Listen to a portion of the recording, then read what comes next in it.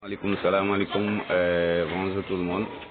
Voilà, donc dama leen expliquer comment ça se passe sur Acoin. Voilà, comprenez que Acoin c'est une nouvelle crypto-monnaie, c'est une nouvelle monnaie électronique. Voilà, donc yàggul bu mu génnee, c'était en mois de mars. Voilà, et depuis lors dañuy def promotion bi, c'est gratuit. Voilà, da ngay inscrire rek nga partager sa lien nga activer aussi sa compte bi nga def tout pour que sa compte bi nekk totalement valide. Voilà, donc loolu laa leen won nii comment vous allez faire après avoir inscrit, après l'inscription. Voilà, donc au départ dañu doon may 1000 pièces par inscription. Boo inscrire ñu may la 1000 pièces gratuitement, mais au fur et à mesure il y a maintenant plus de 3 millions de personnes ñu nga xam ne ñu ngi ci biir kii bi projet bi.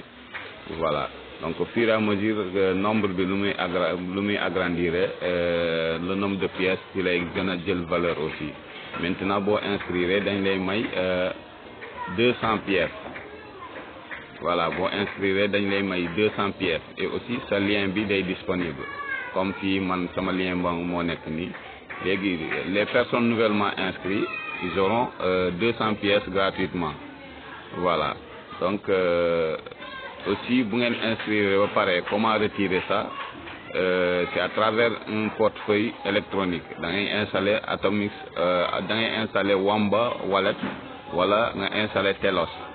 Voilà, lien yi ñoo nekk nii, lien de téléchargement ñoo nekk nii, mun nga leen télécharger via Play Store ou bien App Store. Voilà, donc boo installé ba pare nga créer sa compte, après nga def sa identifiant bi, sa identifiant boobu bi ngay créer fële moom ngay insérer fii. Comme man fii Idrissa Sagna la def comme identifiant, nga connecté ko, nga relier ko. Voilà, donc fii nii gis ngeen sama pièces yaa ngi nii 25 009 pièces Acoin. Voilà, j'ai partagé avec mes 17 amis. Donc sama compte bi mu ngi totalement valide. Voilà, ñoom aussi ñu ngi def la même chose. Voilà, donc le fait juste partager ton lien, juste nga expliquer nit ki lu muy def ba compte bi mun a nekk totalement valide. Voilà, première étape mooy da ngay connecter sa application Telegram, parce que c'est relié avec Telegram, sa numéro Telegram ak sa compte Acoin. Fii nii normalement dafa war a kii fu ñuy waxee relier votre téléphone, foofu ngay bës kii bu bleu mooy feeñ fii fi numéro bi nekk, sama numéro bi fu mu nekk kii bu bleu mooy feeñ.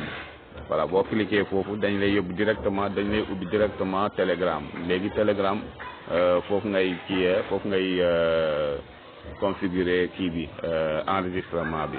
Boo ko defee ba pare deuxième étape mooy da ngay référer 2 personnes. Aussi les 2 personnes ñoom aussi dinañ def la même chose. nga won leen comment ils vont configurer leur kii, et après sa compte bi dina nekk totalement valide. Après nga continuer di partager sa lien bi, promouvoir, parce que day dem ba à un certain moment duñu joxe gratuitement, mais dañ koy jaay. Commencé nañ ko jaay mooy partie bii nii. Boo demee si go to eCoin local mën nga jënd ay pièces yu bëri.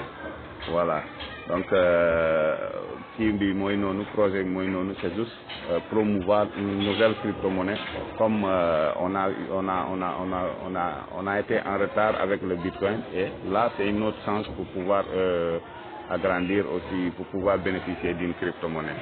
Voilà, ok, merci beaucoup.